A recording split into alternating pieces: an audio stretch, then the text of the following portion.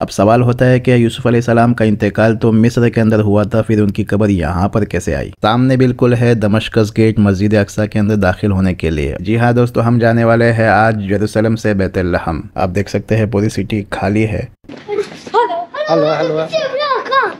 जिनको तीनों मजहब के लोग मानते हैं, यानी कि यहूदी, ईसाई और मुसलमान।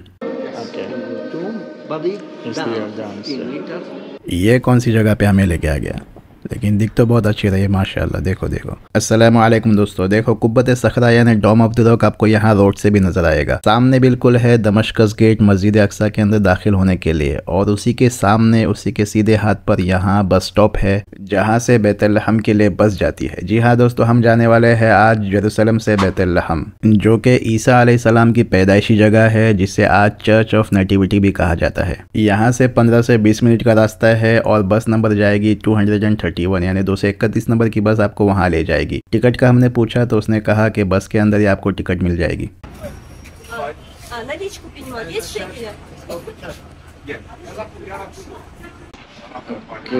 ये हम लोग बैठ गए बैतुल-लहम की बस में, जो कि 5.5 शक्ल होती है।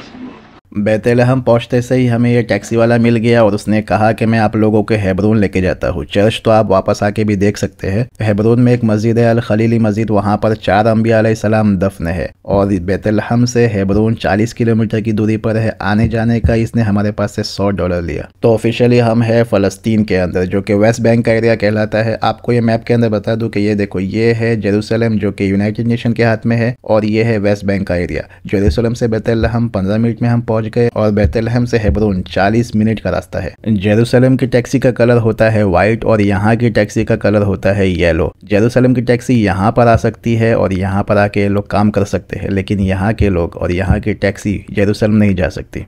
What is a famous dish to eat? You hungry now? We take you to the best food in the world. Palestinian cooked chicken in tandoor, rice maklouba. Don't worry. तो हम पहुंच गए हैं हेब्रोन की ये सिटी के अंदर। आप देख सकते हैं पूरी सिटी खाली है और इतनी ज़्यादा आबादी भी नहीं है, लेकिन ज़्यादातर यहाँ पर मुसलमान आबाद है। टैक्सी वाले ने हमसे कहा कि प्रिपेयर रहना, अभी बहुत सारे बच्चे आपके पास मांगने के लिए आएंगे। उसकी वजह यह है कि जेरूसलम तो एक टूरिस्ट एरिया है, वहाँ पर हमेशा कोई ना कोई टूरिस्ट आपको दिखाई देगा। लेकिन ये वेस्ट बैंक का एरिया, फ़लस्तीन का एरिया, यहाँ पर इतने ज़्यादा टूरिस्ट नहीं आते, बल्कि मुस्लिम टूरिस्ट भी नहीं आते, और यहाँ के लोग वहाँ जाके भी काम नहीं कर सकते। इसी वजह से यहाँ पर आपको बहुत कम बिजनेस देखने मिलेंगे और कम दुकानें देखने मिलेगी और बहुत ही ज़्यादा गरीबी देखने मिलेगी। और ये बच्चे खेलते हुए, मस्ती करते हुए। Hello hello. तकरीबन हम पहुँचने वाले हैं। सामने बोर्ड भी लगा हुआ है अल खलीली मस्जिद इस तरफ, और आप देख सकते हैं कि रास्ते में बहुत सारी दुकानें हैं, लेकिन सारी की सारी दुकानें बंद पड़ी है क्योंकि यहाँ पर टूरिस्ट नहीं है। आप देख सकते हैं सामने लड़के खड़े हैं, हमारा इंतज़ार कर रहे हैं। ये कौन सी जगह पे हमें लेके आ गया, लेकिन दिख तो बहुत अच्छी रही है माशाल्लाह। देखो देखो, ये लगता है कोई फैक्ट्री है। हाँ अच्छा, ये कांच के बनाने की, कांच के बर्तन या कांच के डेकोरेशन बनाने की फैक्ट्री है।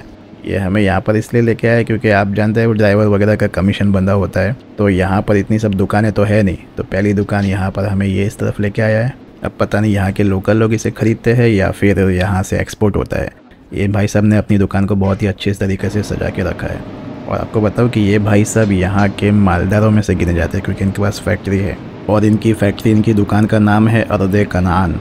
कनान का लफ्ज़ हदीस में भी आता है और बाइबल के अंदर भी आता है।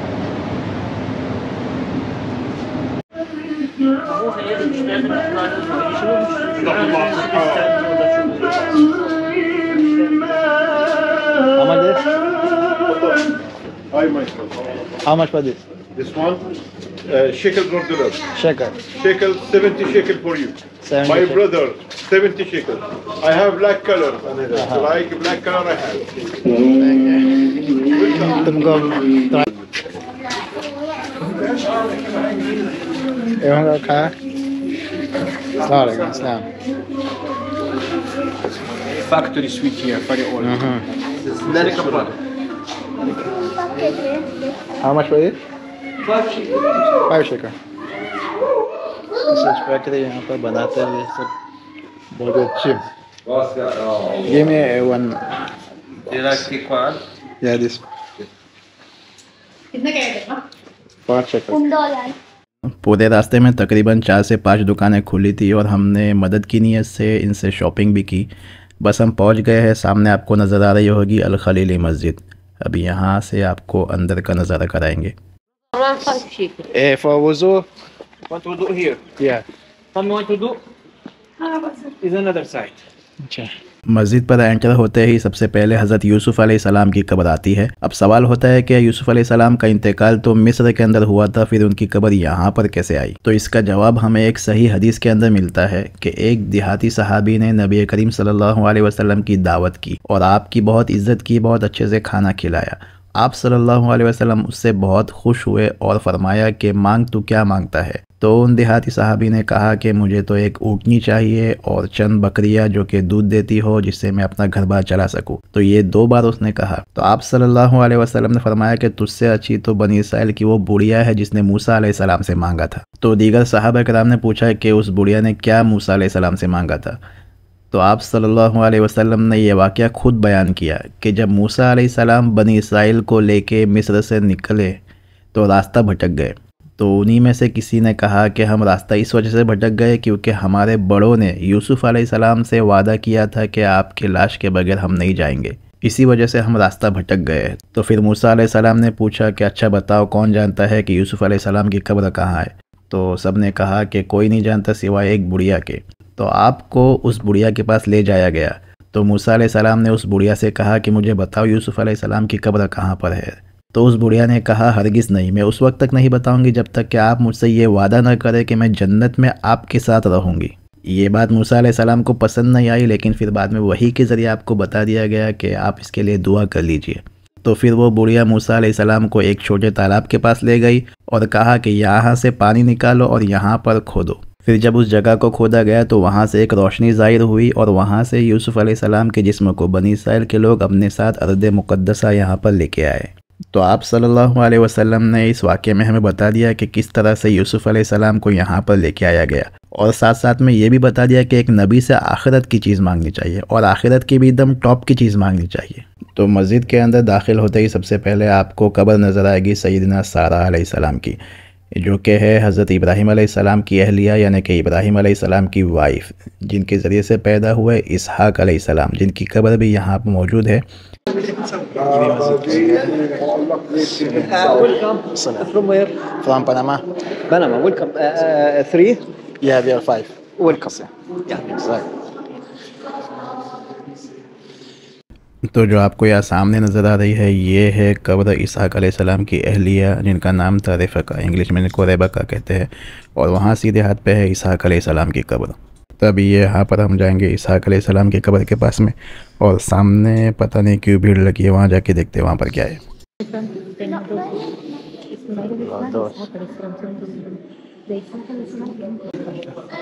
कुछ दिखता है अंदर, 3 लैंप जल रहे हैं। क्या है? अंदर कुछ चिराग जल रहे हैं। और इस दरवाज़े के पीछे मौजूद है कब्र हज़रत इब्राहीम अलैहिस्सलाम की, जिनको तीनों मज़हब के लोग मानते हैं, यानी कि यहूदी, ईसाई और मुसलमान। इसी वजह से इन तीनों मज़हब को कहा जाता है अब्राहिमिक religion.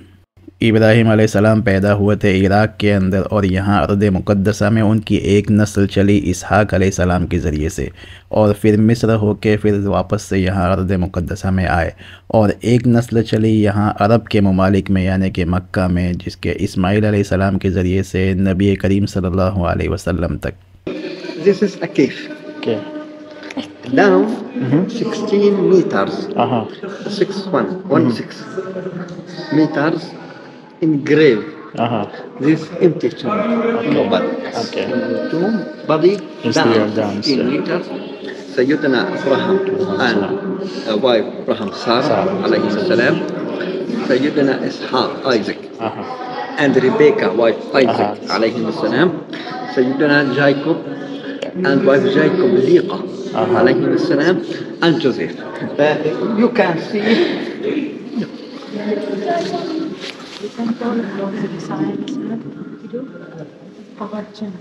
it's light in every day. Every day. It's in work most couple. असल कब्र है यहाँ पर है, ये याकूब अलैहिस्सलाम की, इब्राहीम अलैहिस्सलाम की, इसहाक अलैहिस्सलाम की, यूसुफ अलैहिस्सलाम की, और अहलिया यूसुफ अलैहिस्सलाम और अहलिया इब्राहीम अलैहिस्सलाम। तो असल कब्र जो है यहाँ पर नीचे है, जो केव में है, और ये जो बनाया गया है खाली कब्रें बनाई गई है। ये असल कब्र यहाँ पर मौजूद नहीं है। असल कब्र जो है यहाँ पर नीचे केव के अंदर यहाँ मौजूद है।